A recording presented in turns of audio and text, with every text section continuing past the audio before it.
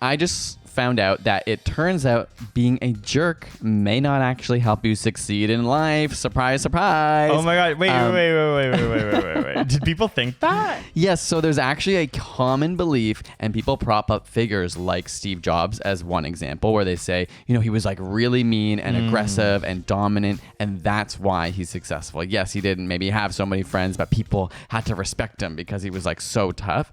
And that gets that idea is spread around a lot in business, that you sort of need this type of behavior, like or a masculine man who's going to absolutely get the job done. And that nice guys finish last. That idea like rings in romantic relationships, but also just kind of in the world of business. What a sad And so this new study was in PNAS, our favorite journal. Oh man, I love PNAS. It is one of my favorite journals. PNAS stands for Proceedings of the National Academy of Science.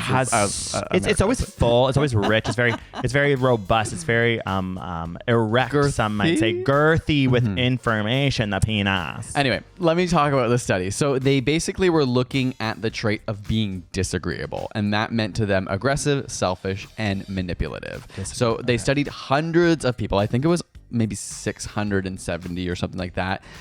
They did these personality tests and then followed them for 14 years to see not only if their personality changed over time, but then also their job prospects and like how they climbed the corporate ladder or where they ended up in terms of success, quote unquote. Okay. The ultimate finding was that disagreeable people did not attain higher power in work.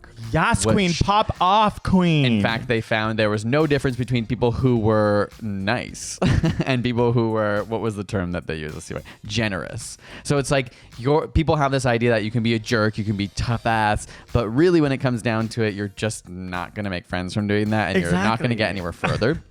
The one caveat or nuance to this discussion, as I read through the study, was that dominant aggressive behavior can at some points predict a higher attainment of power. So obviously someone can say, yeah, but if I like dominate that person, that does sometimes get me in the door. If I'm like more aggressive, I might get my foot in front of someone else, and that could be true. But what they found is it's at the cost of communal and generous behavior, which sets them back. So it like cancels out with other things that happen. When you're rude to people, that trait might help you in the moment, but it's going to hurt you in the long run potentially. You know what I mean? So these traits of actually like connecting with people and building good relationships. Yeah, maybe in the moment they may not always make you feel like you're like plowing through, but long term those people that creates a lot of successful attributes in people. I mean, it makes sense. We don't really work in an office setting, but I can assume if you're like a jerk, everyone's gonna like, there's a jerk. Yeah, like, and then they're also going to resent your success, right? So even if you become successful, now you have people who don't want you to be. Whereas if you're nice, then people are probably happy that you're the person who got to have the success. So moral of the story is just be nice.